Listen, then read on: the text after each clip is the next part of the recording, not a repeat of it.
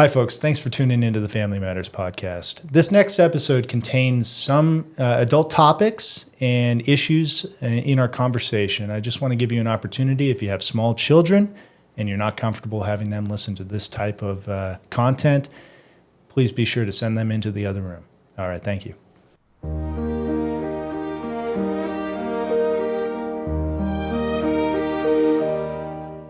Welcome to the Family Matters podcast. I'm Derek A. Stryker. I'm so glad you're joining us for a conversation with a really special guest. A couple years ago, the movie The Sound of Freedom came out, and it was startling to a lot of folks because it's based on a true story of somebody who goes and rescues people from trafficking.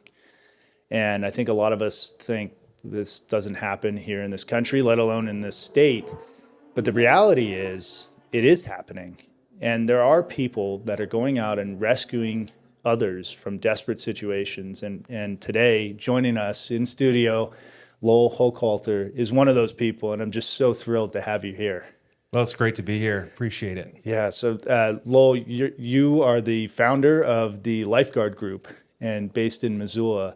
But before we talk about that, how do you get involved in this type of work? It's not necessarily, you ask a kid, what do you want to do when you grow up?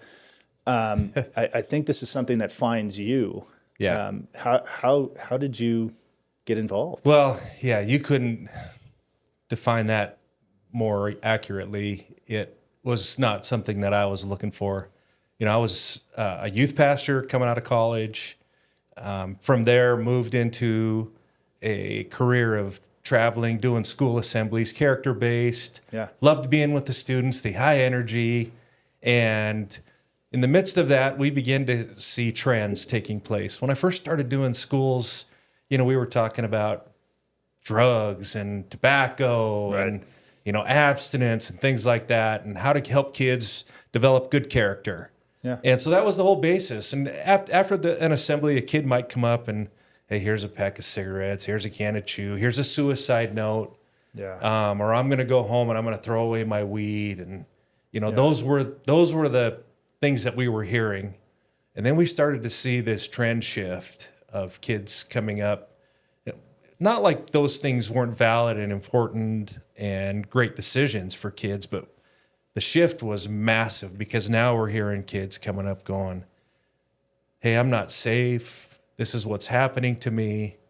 And I took a trip to India to do school assemblies, which I would have never thought in my life. Sure. And didn't know that the people that had brought me over there were there, I guess, in a missionary status to eradicate human trafficking in India. I didn't know that until they asked me if I wanted to go out one evening with them. I heard, you want to go out for dinner, You want to see the city, what's going on. But that night, we filled this van 4 times over with trafficking victims right off the street, taking them to a safe house. Wow. And I remember, and no dinner, by the way, Yeah, no dinner. Yeah. And I remember asking these, I'm like, what is happening? Please fill me in. Oh, we thought you understood what we do here. We work to end human trafficking. Yeah. And I didn't know about human trafficking. I didn't know about it. And I think like a lot of people. Yeah, that was my education. And I honestly wanted to forget everything I experienced that night. I didn't want to go home and tell my wife. I had 3 more days in the country, and I couldn't wait to get out of there. What I saw, what I observed was horrific. Yes. And how humanity could do this was beyond me. Yeah. And so I got home, and one of the gentlemen that was there that had hosted me, he had called, 2 or 3 months later and said, I'm coming back to the States. I want to start an anti-trafficking group, and I feel like you're supposed to be a part of it. Wow. And I was like, you're wrong. I am still trying to forget what I experienced. I don't want my head to be there. My headspace I can't live there. Yeah. I've got 3 daughters. I kept telling her, I got 3 daughters, man. I can't live there. Yeah. And already a long story short, I always tell people God took my excuse and made it my reason. Right. And, I felt like I heard God's voice if I've ever heard it. I mean, if anybody should do this, shouldn't it be someone with 3 daughters? And Wow. my wife and I kind of looked at each other like, and I remember the day she looked at me and she said, "We're doing this, aren't we?"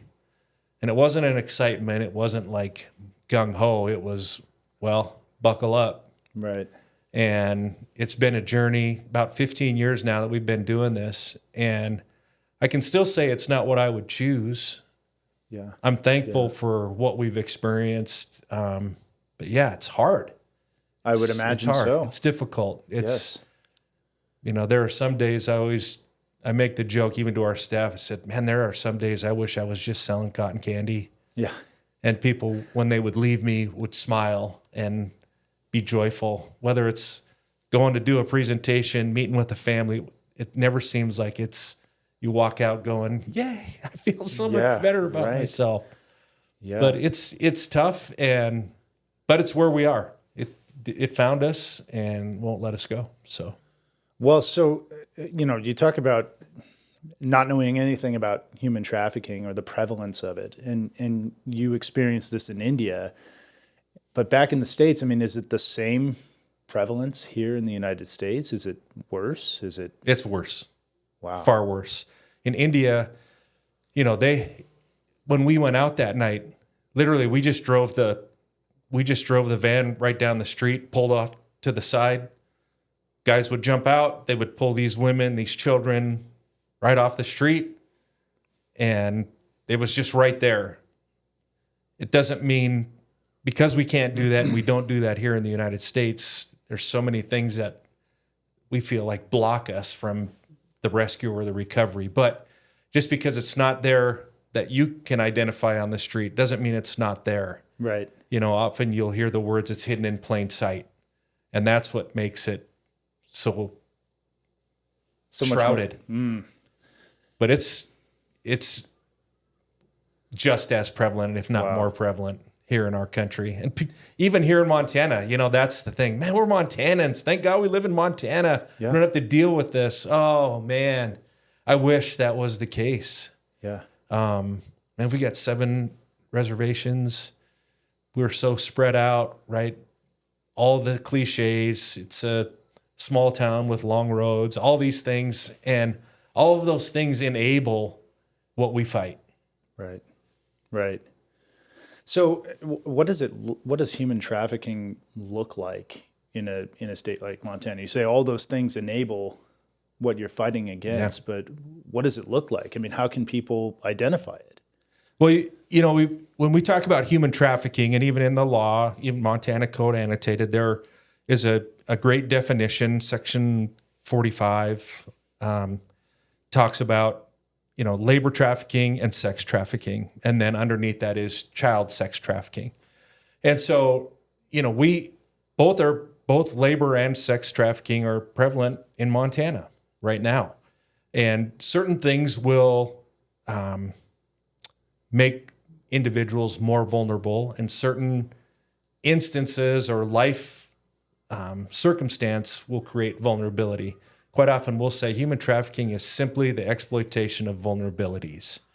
And each one of you and I are vulnerable in one way or another. We've got our vulnerabilities. Yes. But the normal or the equipped human being can protect those vulnerabilities.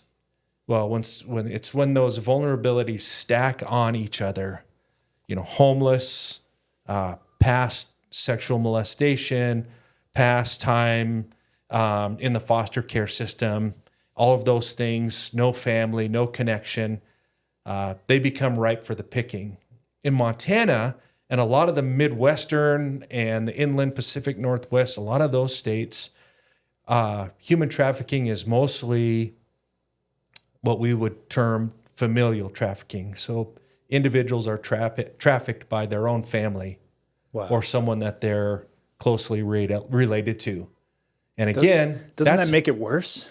Oh, absolutely. There are, in our world, right, there's certain lines you don't cross. And when they are crossed, you sit back and you go, how did we get here? How did we arrive at this? I still can't understand how a father a mother, an uncle, an aunt, a cousin, how a grandfather could sell their own. I can't wrap my brain around that. And to be quite honest with you, I can't find grace for that. Yeah. I struggle with that. I can't find the grace for that. It's a good thing I'm not a judge in that instance, because I there's just no way. I find no grace there. And it is horrific. But that makes it that much more hidden, because that relationship, that power dynamic, whether it's a parent, a grandparent, that looks at that kid and is like, you don't want to say anything to somebody. This is family. We don't talk about things like this outside of family. Yeah. And that just puts that another layer of a shroud over the top of it, and puts a kid or even an adult woman or an adult man in a place. It's that power dynamic, that related dynamic that is hard. Yeah. And that's where when we look at our reservations, they've taken what our Native Americans have held so dear in their culture, and that family closeness. Right. Traffickers have come in and have turned that to a vulnerability and have perverted that. And they come in, try to build that relationship, become an auntie, a cousin, uncle, and in that dynamic, They exploit. They exploit, and it's right there, but nobody wants to talk about it. Yeah. Nobody wants to talk about it. Churches don't want to talk about it. Schools don't want to talk about it. Nobody, as a parent, that's the last thing you want to hear. Right. You don't want to talk about this, but we're in a place now that, and again, that makes us vulnerable across the board. Right. Because we don't want to talk about it. It's gross. There's a disgusting side to it that when you see it face up.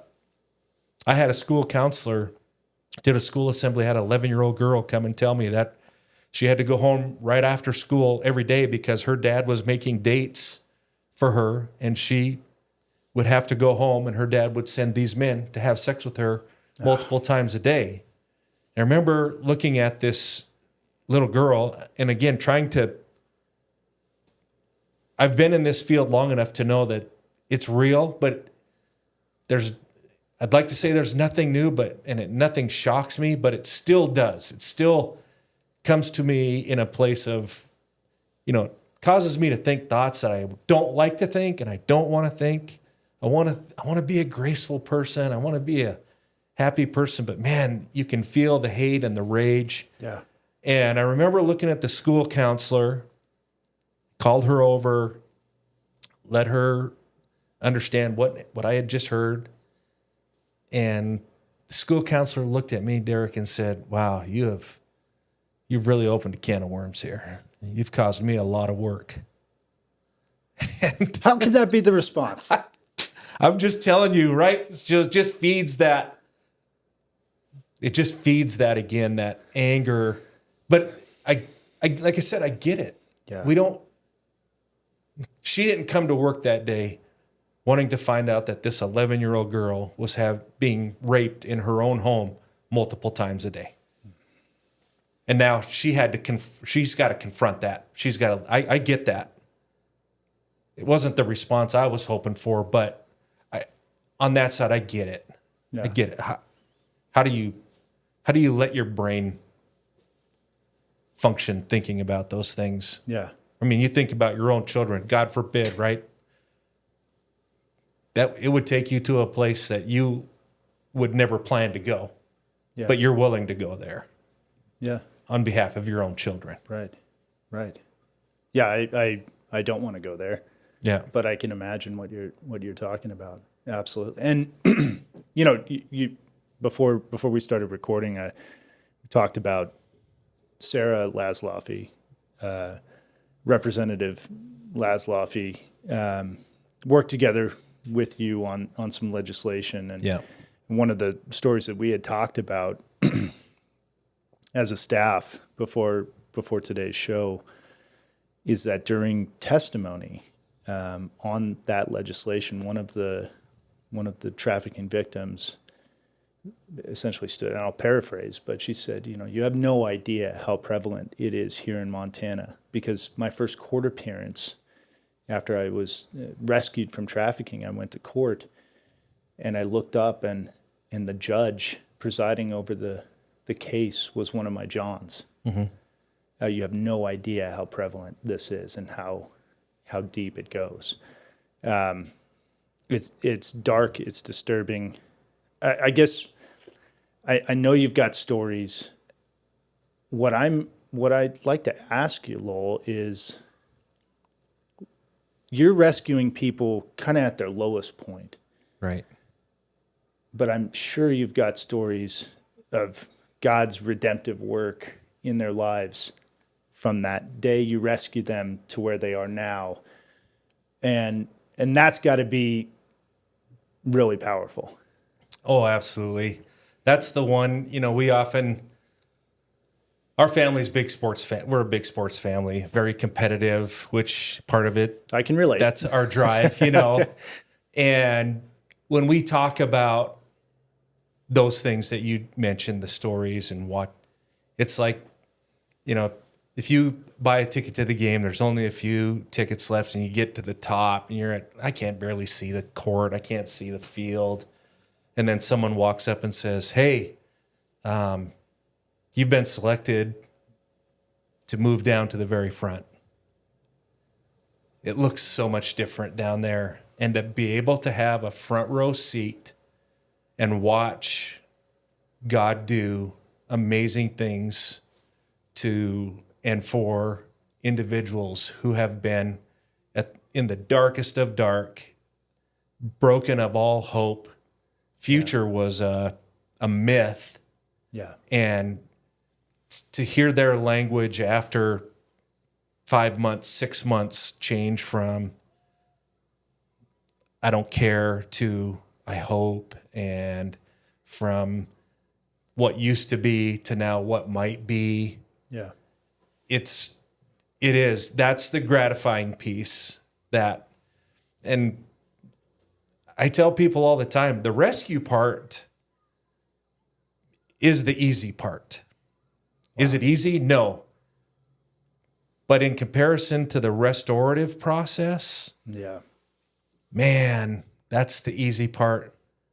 We have some of the victim survivors that we work with are referred to us, and some will drop them off, wave, and they're out the door. And I get that because it's like we did our job and they know, like, now the work starts. Right.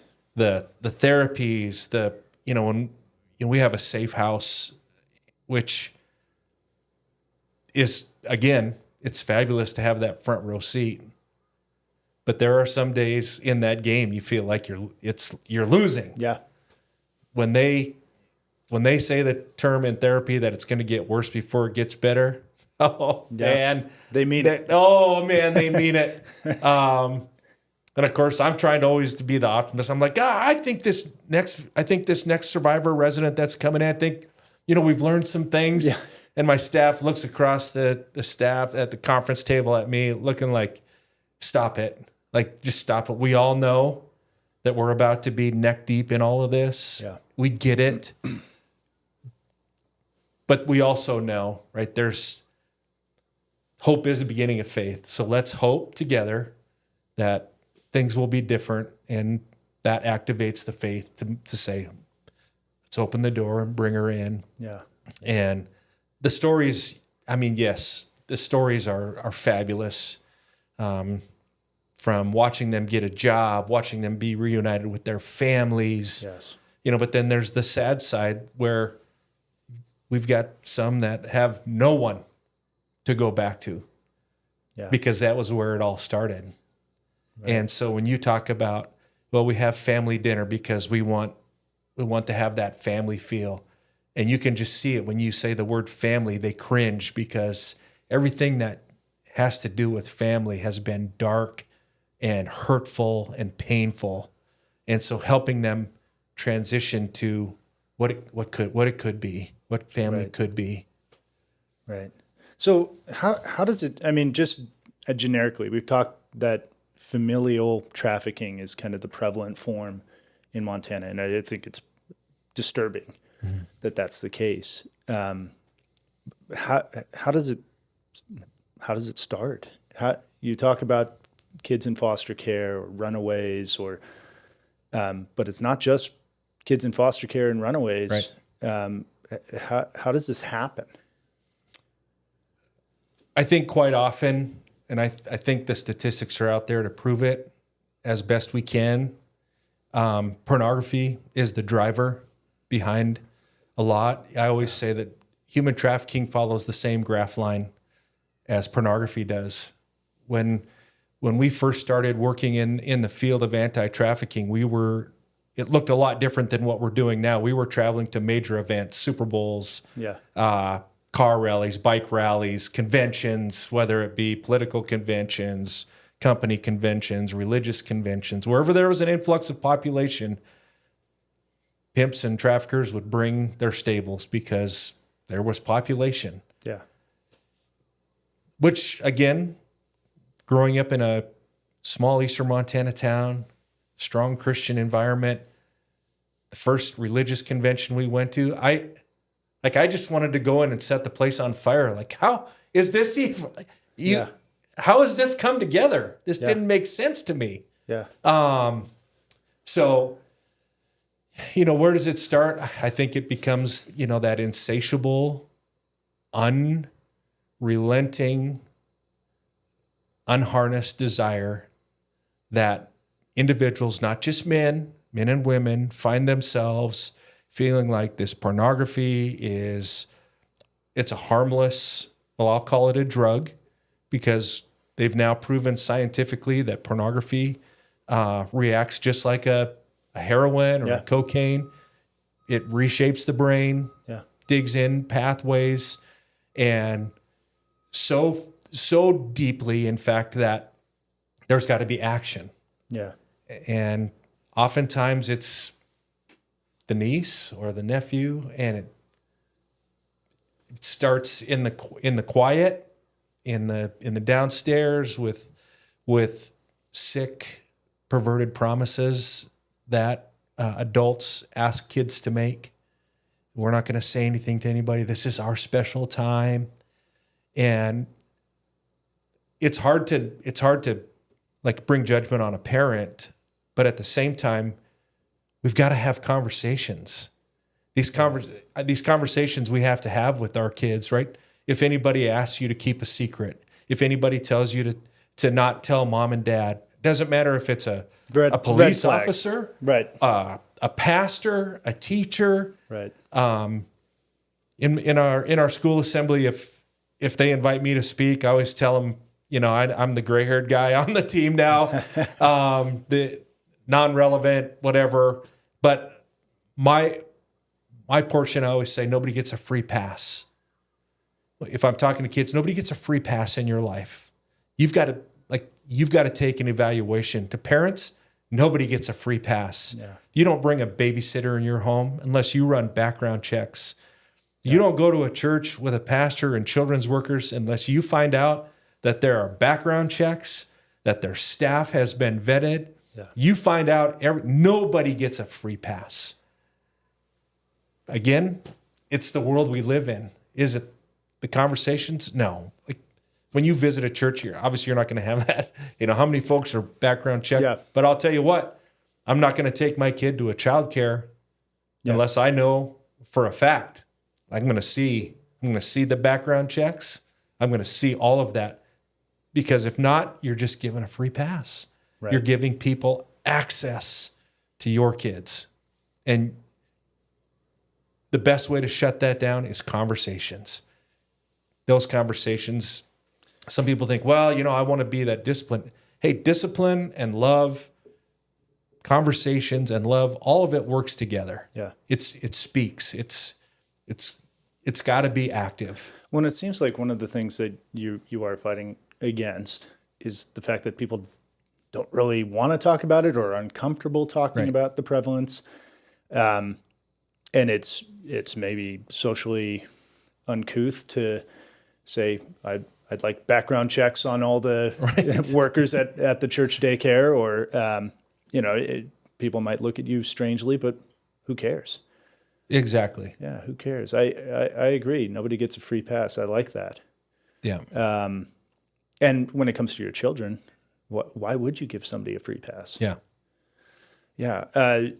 So this is a heavy topic. It's heavy. I know, right? Cotton candy, right? Yeah, Wouldn't it have been better if I could have just brought some cotton candy into the studio and I would have left and everybody would have went, yeah, I really like that guy. But I'm going to leave today and you're going to be like, I need to shower. I need to drink a lot of coffee.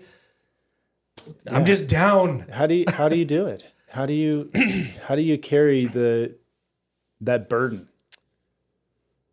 Because and your wife is in the studio too, but this seems like a family effort. And we've taken a hit for that, for it being a family. When we started, it was just going to be, Tammy and I looked at each other. Tammy said, "We're doing this, aren't we?" And I said, "Well, yeah, I guess we are. I don't know what it's going to look like." And we started it, and all of our kids are involved on one level or another. Our son works with us full time. Yeah.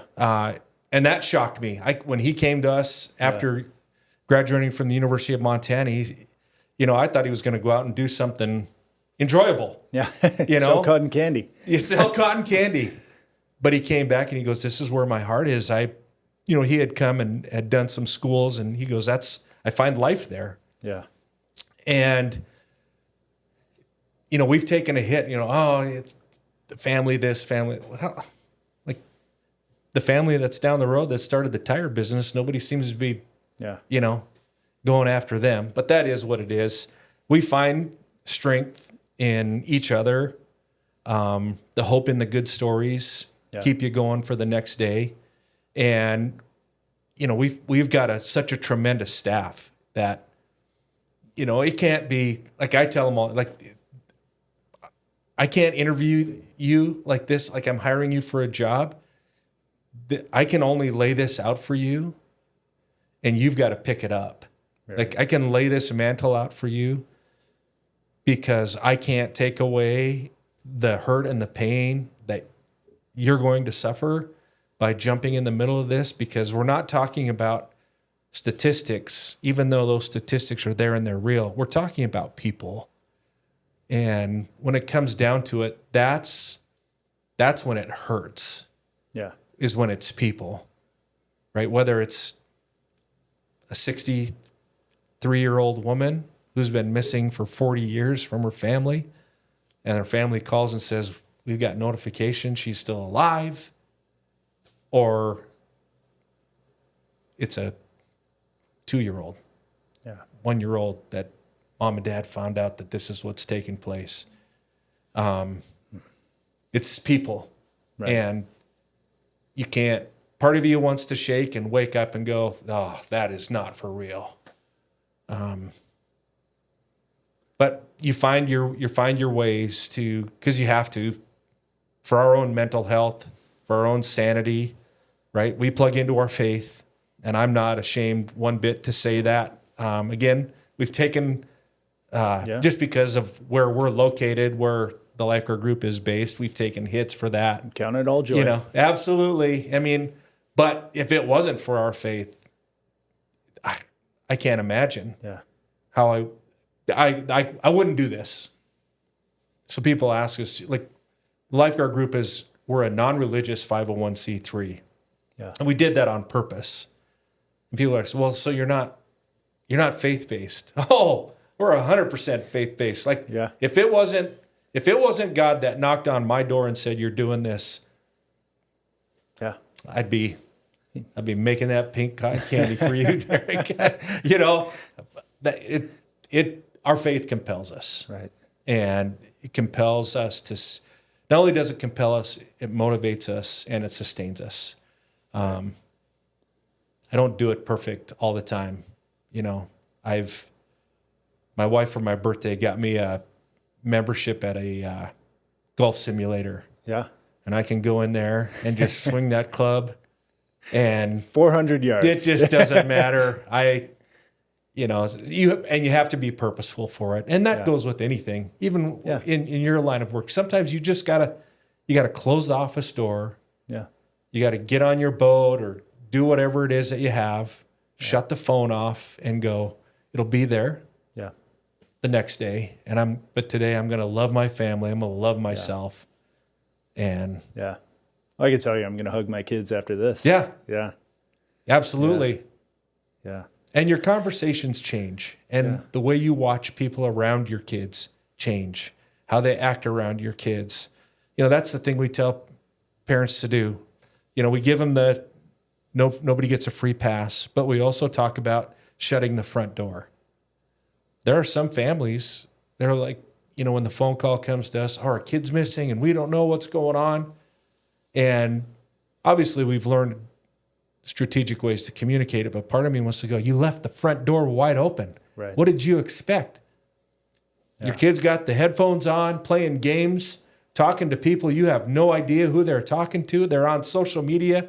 You've given the excuse, oh, my kids are on social media. I don't have time for that. Hey, if your kids have time for social media, you better have time for social media. Yeah. You've let this kid go to sleepovers. You don't know the family down the street. You have no idea. You've just left the front door wide open. Yeah. You give them a cell phone. Even in Montana, right, if a kid wants to go hunting before they're 18, what is it, a 6-week, your hunter safety is like a 6-week online course. But you know what? We'll give them this. There's no training. Yeah. And talk about a weapon. No kidding. And they go, it's an unfettered, unsupervised. You ask a parent, what apps do your kid have on your phone? Oh, that's there. They just spend all this time texting. I don't know what they're doing. Man, talk about a red flag going up. Yeah. What do you mean you don't know what they're doing? That's your job, Mom. That's your job, Dad. Does it surprise you? You talk a little bit about how trafficking, whether it's labor trafficking or sex trafficking, has evolved, and it's different, more shrouded in the United States than it is maybe internationally. I think in political terms from time to time. Yeah. But in this culture of death, really, we have two camps, life and death. Yeah. Is it surprising that a culture or a society that views life as expendable through abortion or assisted suicide will neuter children, sterilize children? Is it surprising that a culture or society that views life in that expendable fashion would reach down to that level of depravity to traffic a human life? Yeah. Well, it all fits in that frame. Yeah. Right?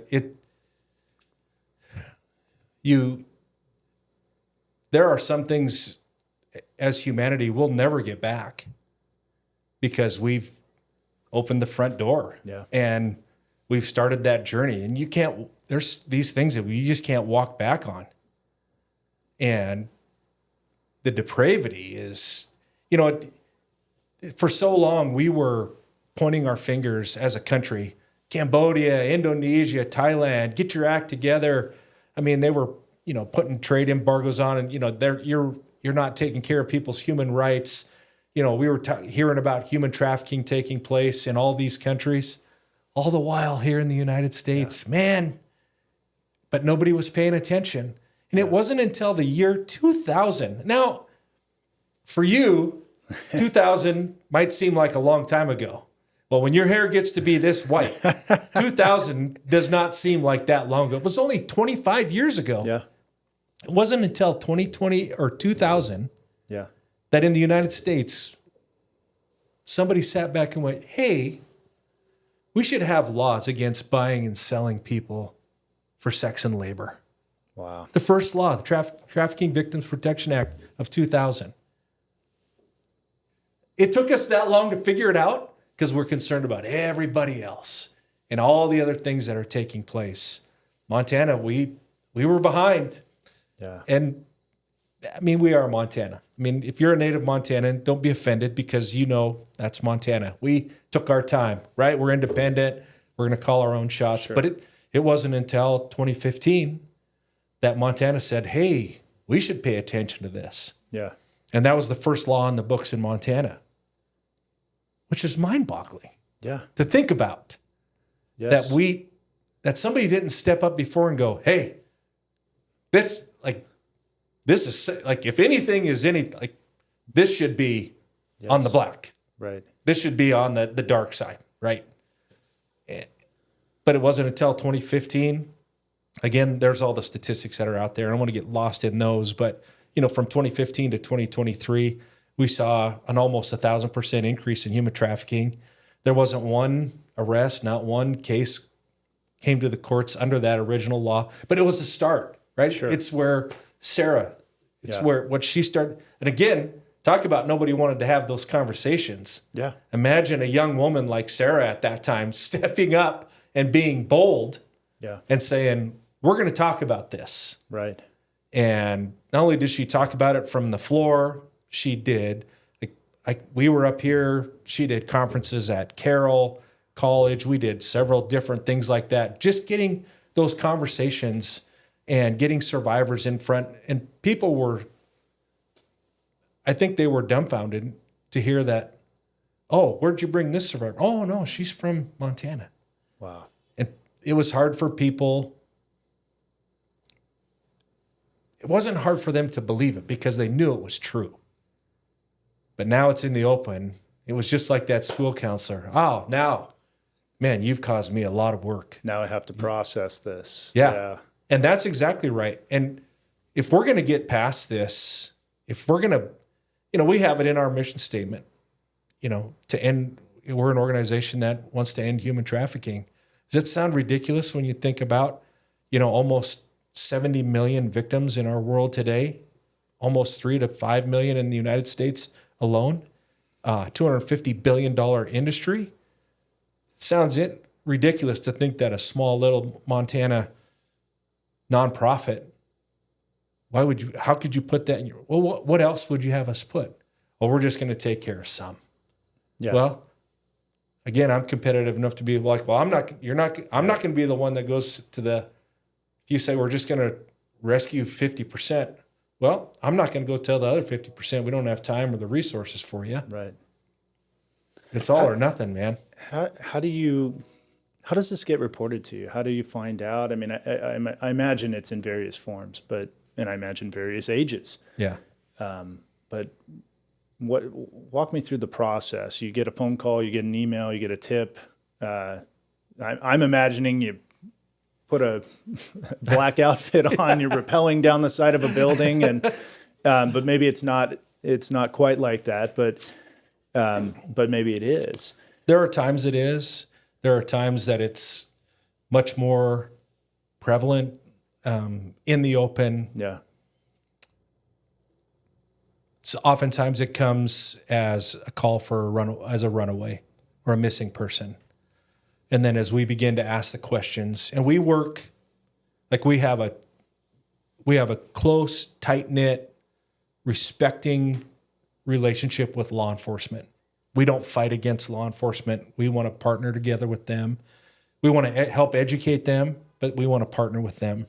Yeah. But, across Montana, our law enforcement, they're not equipped for this. Even Missoula County, you think a call for a runaway comes in, the mindset of the parent is, oh, at least now the cops are out looking for my kid. Well, they are, but they haven't dropped everything, not every call for service to go and just specifically look for your child. Yeah. It's on their radar, it's on their MDT and their cars. Like they're processing, multitasking with that. But what we can do is we can come aside law enforcement and say we can start to initiate some hasty search, a grid search, bring in our volunteers, and I don't think many counties your or attention cities exclusively. Yeah, and that's what we're doing, making posters, getting it out online. So sometimes it comes in from law enforcement going, can you come and help? Sometimes it comes from family. Hey, my kid's missing. Something doesn't seem right. We had a call. There was a young girl missing out of Conrad who went to visit her dad in the Tri-Cities. And again, maybe this is a story for another episode down the road, but we found her in New Mexico. Oh. She was, over the last year, communicating with this guy. He loves me. Again, what was their vulnerabilities there? Well, it was a disrupted family situation, and she was going to go visit dad for the holidays, and pretty soon she's in New Mexico one day from crossing the border, and he was going to traffic her. That was, and good thing that mom called her sister who lived in Frenchtown where we used to live. Her sister knew who we were. She called us and said, my sister needs your help. We're like, we need to hear from your sister. Absolutely. Put it all together. And our team started, in that case, it was awesome because the trafficker was stupid, left his Snapchat locations on, and we found him. Yeah. So we called law enforcement in New Mexico. This is where they're at. They got him. Wow. Sometimes it's through the Montana Human Trafficking Hotline. Call comes in. It's hospitals. We try to train.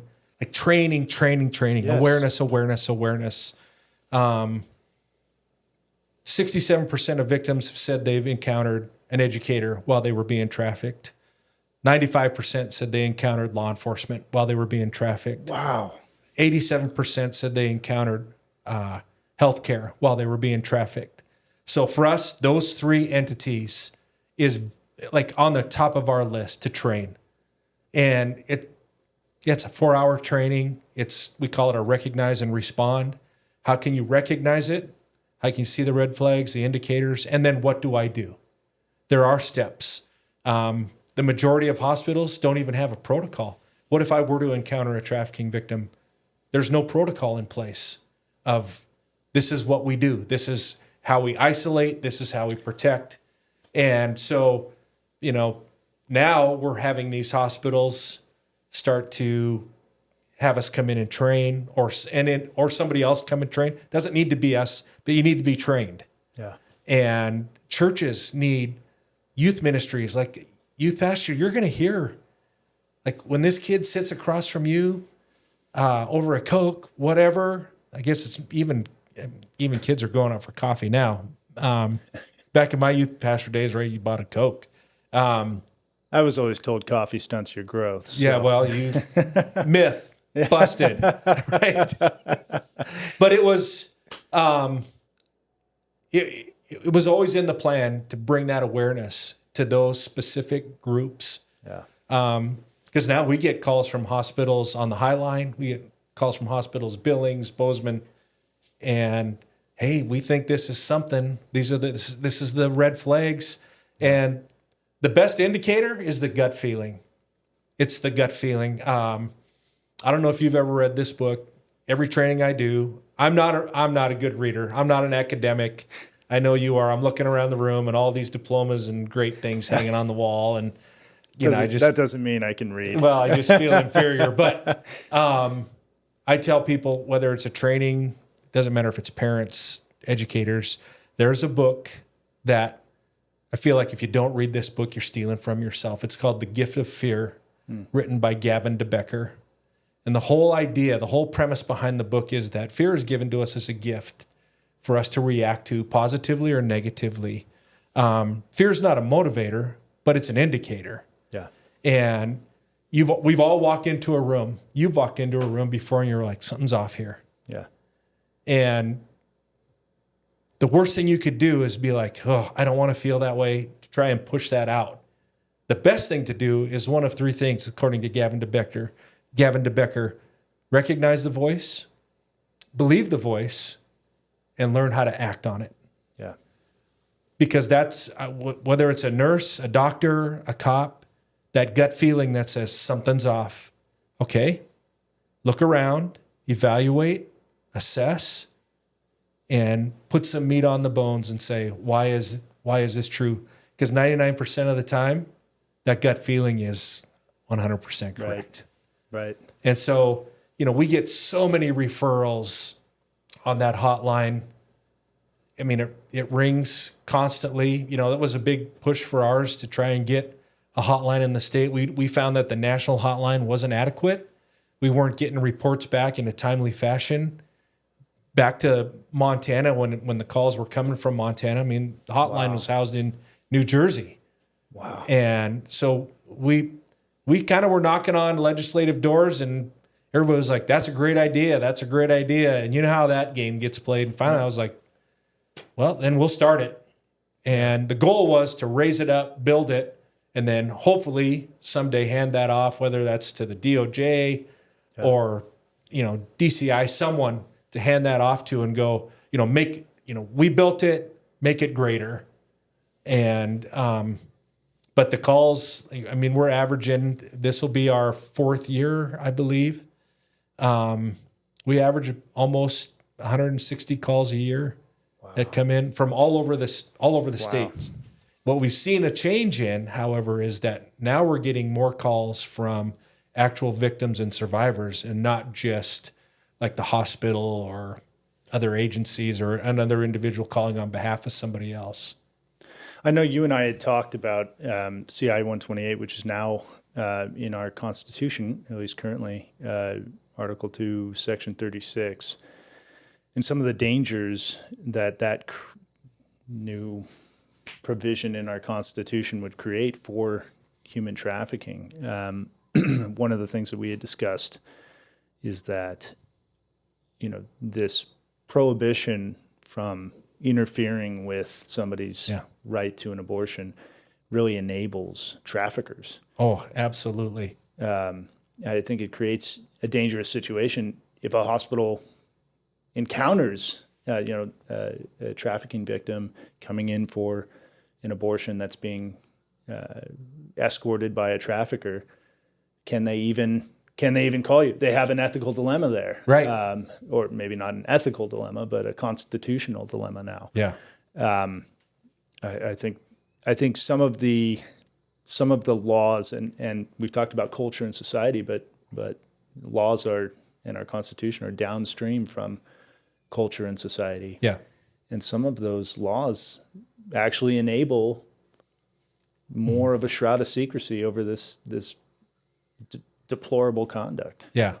Well, I remember us standing and having that conversation, and it was nice having that conversation with somebody that agreed. Yeah. That's so refreshing at times. But anytime that they're in legislation, I mean, like what we told our kids, we tell people to tell their kids, if anybody ever asks you to keep something secret, that's danger, like stranger danger, like alarm your red bells. flags should just be flipping up everywhere. And when I read through that bill, believe it or not, as a non-reader, and in fact, I think it was you sent it to us, and I remember looking at Tammy and looking at my son in the same room, and I was like, how is this even possible? Yeah. That don't they, like, from our side of things, you're again talking about opening that front door. How are you going to how are you going to protect now? Yeah. You've tied the hands of healthcare providers. You've made them ask questions that if it was my kids' safety that was in the balance, I wouldn't want them to have to ask those questions. No hesitation. No, like make a move, do something. Yeah. And mind you, we've got, as you know, there are the majority of our public service, healthcare, law enforcement, they're driven by their morals and their ethics and human decency. And I get there's HIPAA, and I get it's there for a reason. A lot of times it's roadblocks for what we try to do. you got to talk in the shrouted language. Yeah, you're like, sure. if I were to have, and this were Hypothetically. to have happened. But when it comes to saving a life, like that's got to fly out the window. Yeah. And you take your knocks on the other side of that. Yeah. But to say, well, you've got to allow this to take place, and we're not going to tell parents. Like in our minds, this scenario played out, and it was terrible. There was no good ending in that. Yeah. That a pimp trafficker could take them to any, can't remember what the exact language was, any medical provider, which they didn't even define that clearly. Yeah, healthcare professional. Healthcare professional, that's what it was. Could be a chiropractor, could be an eye doctor. Could be online. Yeah. And, this is a medically necessary abortion. And, again, the haters are going to come back and be like, oh, you don't care about, like, listen, if you didn't pick up, I got 3 daughters. I have a wife. I had a mom. I do care about women. I do care about women's rights. I do care about that. And you say what you want. Haters going to hate, right? But I know where my balance, where my basis is. But in our minds, as we walked that 128 through, that pimp could walk into that, and that kid from the inside is just screaming out, please no. Please no. Yeah. Well, she knows she's not going to open her mouth, because on the other side of that, there's a beat down. Yeah. There's it's just like so often where people will say, well, I just don't get, if the pimp drops her off at the motel, why doesn't she just run away? Just run away. It's not, the pimp didn't stay in the parking lot. Maybe he drove down the street. Why don't they just run away? To help them understand the mental manipulation that's there, the fear, the shame. Go ahead, run away, and I'll just publish these pictures and show everybody who you really are. Yeah.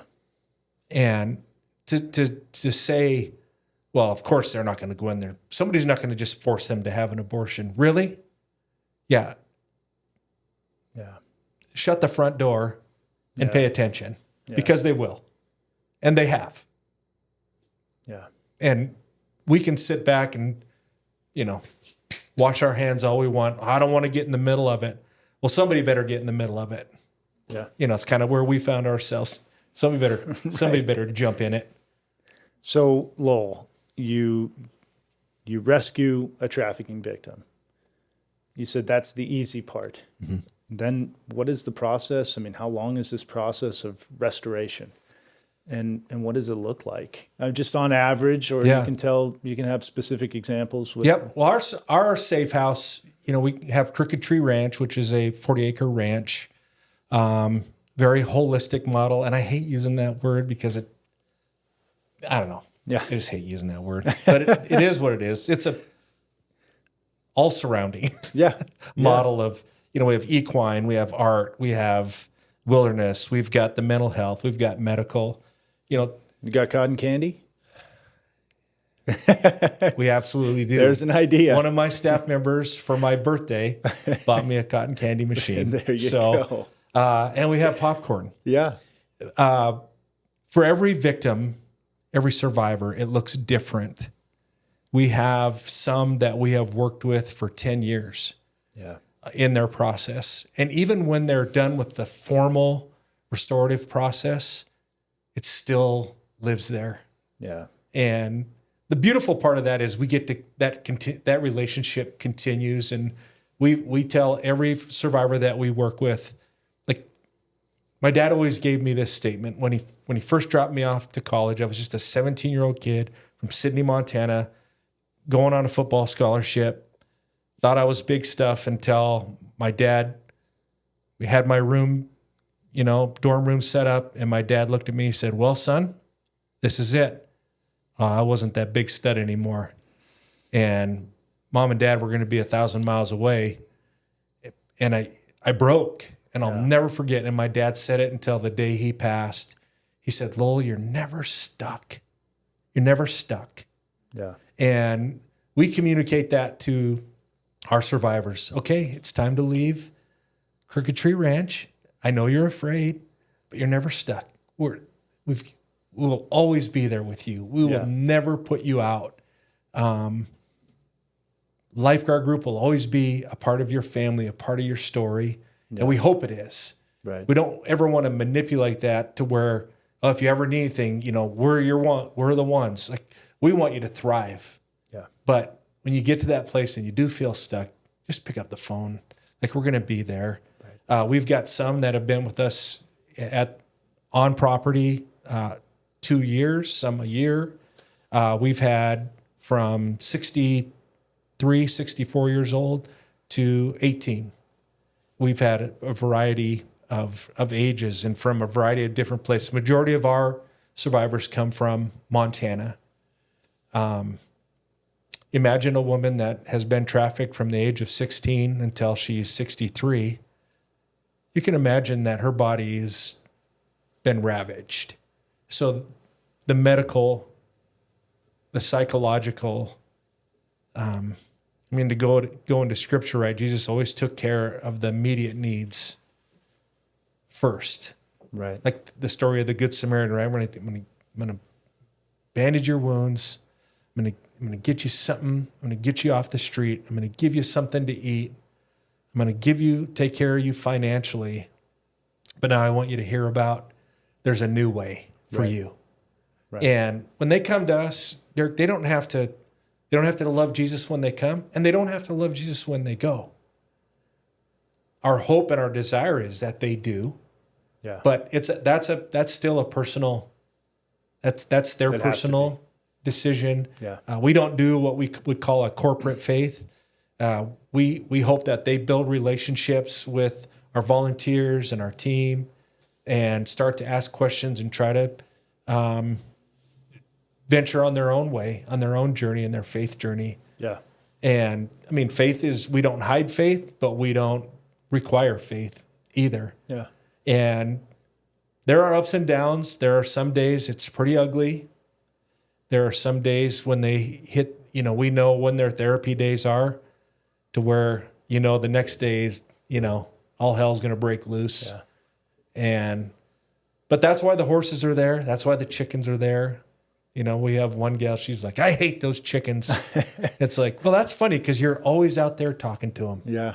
Well, that's just, I'm like, you love those chickens. And the horses, the equine side, there is no better counselor. Yeah. I've stood and watched a survivor scream, have a horse cornered. And I've watched that horse just look at her for minutes after minutes after minutes. And she's done and she's crying and she walks away. And I watch that horse just lope after, put his head on her shoulder. Like, I heard what you said. And I always tell our survivors, I'm like, they'll never tell nobody. You can tell them whatever you want. Yeah. And some days, there's some of them like to walk. They snowshoe. Wilderness brings a healing that you can't really conjure up. Some of them just walk and walk and walk. Yeah. And so it looks different. I wish you could see the paintings they paint and the things they create and craft. Some of it is dark, but through it you get to watch this process. Yeah. From the art that comes in and it's black and it's torn and the edges are roughed, and then 7 or 8 months later, we had one survivor, actually, the art teacher that was there that day, she looked up at him and she goes, how do I paint hope? Man. That's huge. Yeah. Right. That's huge. I asked him, I'm like, how do you? And he goes, I don't know. But she painted it on a mask. Yeah. She painted it light blue with a yellow flower on it. I can't remember what the center of the flower color was, but for her, that was hope. Yeah. And when you look at the first mask she painted when she came, it was black with red tears. Wow. And, that it was Art just showed us her perspective was changing. Yeah. And Right. it's hard for them. It's fearful for them to think about when it's time to leave. They'll often tell us, well, I want to just stay here Yeah. my whole life. Yeah. But that's not healthy either. That's Right. that's not real. Yeah. There's so much great for you out there. Right. And, with some of our survivors, we're kind of in that where we feel like our hands are in the middle of their back in that pushing. Right. But it's like the discipleship process too of going, like, you don't have to leave, but you can't stay here. Not because we don't want you, but because it's not the best for you. Right. There's so many great things out there to help them believe that, like, they can have a loving relationship, even get married. Yeah. That somebody's going to accept them. Overcoming the levels and the depth of shame. If we can tell them over and over again, nobody sees that in you, Yeah. but they have to regenerate that thought process. And that's where I feel the deepest sympathy for them. Like, we can help them, the surgeries and the medical stuff, we can help, but when they can finally look in the mirror and go, like, I am a lovable person. Like, Right. I am, because it's hard for them to look at and say that I was created by a God that loves me. Because in their mind, and they've been told it too, right? Well, how would a God that loves you do this to you? Right. And so it's that regeneration process of thoughts that says, that wasn't That wasn't God. That wasn't God, right? Going back to that, what you talked about, there's light and there's darkness. And we really just get to be an escort, walking them out of that darkness. Yeah. But it's ugly because that pathway is full of a lot of dark stories and things that they have to talk about. We go through volunteers like no other organization does because It's heavy. oh man. Yeah. But we've got some fabulous volunteers that have been with us the entire time. So how can parents, talk about it, equipping the survivors to move on and move out and get to that hopeful part of living, that real life. How can parents do everything in their power to make sure their children don't ever head down that dark path? Yeah. How can they shut the front door? Yeah. Yeah. You've got to be vigilant. You got to be aware. And you got to be brave. Vigilant is, again, nobody gets a free pass. Nothing angers me more than when I don't read the newspaper for reasons, right? Not reading the Missoulian? No, I'm not. Go figure. I heard they got bought by an organization in Florida. But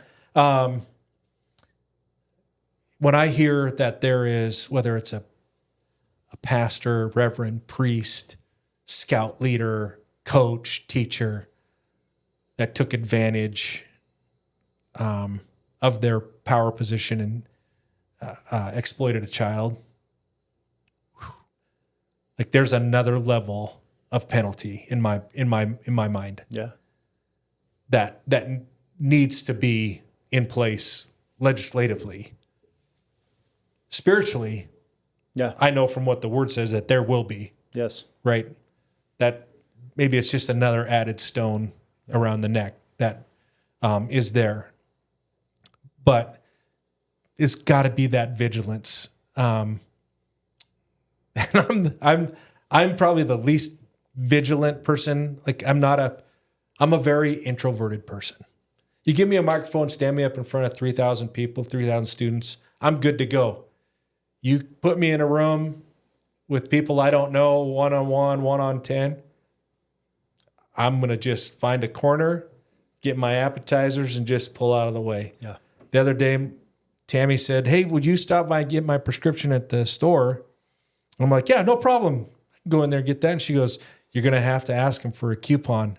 Oh my, like, oh, no. But it's in that same thing. Like, you're going to have to ask questions that you're not comfortable asking. Yeah. But it's about your kid. We give these phones, and what parents don't understand, like I tell kids, I don't want you to not have, like, I don't want to stop your access to all the great things that is out there on the internet. Like, I'm a YouTube golf guy. I watch all of them. DeChambeau, I watch them all. Yeah. I'm all about the great things that the internet does provide for us. But what parents cannot seem to grasp is that when you give your kids access to all of that, you have given all of that access to your kid. Right. When you don't take the precautions to shut down the defaults and the protections that are there. And when the legislation comes out and, oh, you're trying, this legislator's trying, he's so conservative, he's trying to shut down, my right to information, things like that, when really that legislator's out there trying to be like, hey, we want computer companies, technological companies to put the defaults on and make parents turn them off. Yeah. Like, what is so hard about that? Anyway, rabbit hole. I agree. Vigilance. And I think some version of that bill is coming back next session. Oh, so huge. Yes. Well, put me on the testimony list, but you're on it. vigilance has got to be there, and the awareness. You've got to pay attention. Yeah. Parents have got to pay attention. It just doesn't slide anymore. My kids got time for social media. I just don't. If your kids are on social media, the only option is you're on social media. You know their passwords. You see everything that they're saying. Yeah. You see their friends. They like, and there's no variance. Well, I don't really know that person that you friend request. If you don't know them, and if you haven't verified it, Yeah. and you cross that line, it's off. It's done. That app is off the phone. My daughter, how old is she, babe? 35. To this day, she's a nurse. Yeah. And a great nurse. To this day, when she comes to our home, basically delivers our grandson to us. Yeah, sure. That's her number one purpose right now. Yeah. But when she comes, she doesn't even think about it. She'll walk up to where I'm sitting, and she'll just drop her phone by me. Because that was how we rolled. Yeah. When they got home from school, they would bring their phone to their mom or to me. Some days we would look through it. Some days, because I didn't trust my daughter, absolutely not. Yeah. I didn't trust everybody else. Right. I needed to know if somebody was sending a threatening text, if somebody was sending a nude photograph asking for something back. Like, have we not lost enough kids in Montana from suicide because of sextortion? Yeah. One was enough. And one, Wayland, there was a family in our community. And I'm the chaplain at the sheriff's office. So I had the terrible task of knocking on that family's door and delivering the bad news about their son. Do I blame those parents? No, not at all. But the Schaefers would want me, and we tell Wayland's story in every school. And they want people to know, pay attention. Yeah. Over a $25 gift card, it cost Wayland's life because of the hook of shame and bravery. Like, parenting is not for the faint of heart. No. And your kids are going to go make friends. You're just not one of them. Yeah. Your mom, your dad, and be that in their life. Nobody else can fill that role. And some days, some days your kids are going to storm out the door and wish you get hit by a train because of you grounded them or you took this away. Yeah. But kids want boundaries. And they need them. They need boundaries. It's not because we want to hold them in. It's we need to hold other people out. Yeah. God forbid that it's going to take us this many years to figure it out like it did in the United States until the year 2000 to say we shouldn't do this anymore. Yeah. Like, don't err on the side of being strict. Yeah. Like, don't be the one that has to call the hotline, say, my kid's missing. We think that somebody took them because you let something slip. or you didn't have the time. Be vigilant, be aware, and be brave. Yeah. Good advice. There's no, and that's why the kids that are in the system. I'm not sitting up here do I think the foster care system is broke? The only reason I think it's broke is because it's not the way it was intended to be. Yeah. You know, and not that this is the platform, but God told the church to take care of that. But we got busy doing church stuff, so we handed it off. Yeah. It's time for the church to take their rightful place again. But Derek can be like, Next hey, episode. too many rabbit holes. No, these are good. But your kids only have you as a parent. Yeah. And there's just no substitute for it. And I get it. I understand, when the legislation passed for schools in Montana that there's a requirement to have human trafficking education. Well, I get it when in those testimonies you get the Educators Association and teachers going, what's next? We're not going to have time to teach math and reading and, all of these other things that we should be teaching because you want us to talk about bullying. You want us to talk about this. You want us to talk about that. I understand that, but it's the only avenue that we have right now to be able to talk to students. Yeah. And we've got to take it. We need to take advantage of that. Yeah. So parents, knock on your school's door, whether it's the LifeGuard group that comes in with our Lifeline project, whether it's another organization. Like we've got to be, or we're just going to, the rescue thing will go on. I mean, we've got enough already, but it just keeps, every 30 seconds, another enters life, human trafficking. Well, we got to shut the front door. Yeah. Right. Where can people find out more? They can find us on our Facebook, Instagram at the LifeGuard Group. That's our meta tag. Yeah. They can find us at our website, thelifeguardgroup.org. Yeah. If you're interested in looking at Crooked Tree Ranch, crookedtreeranch.com.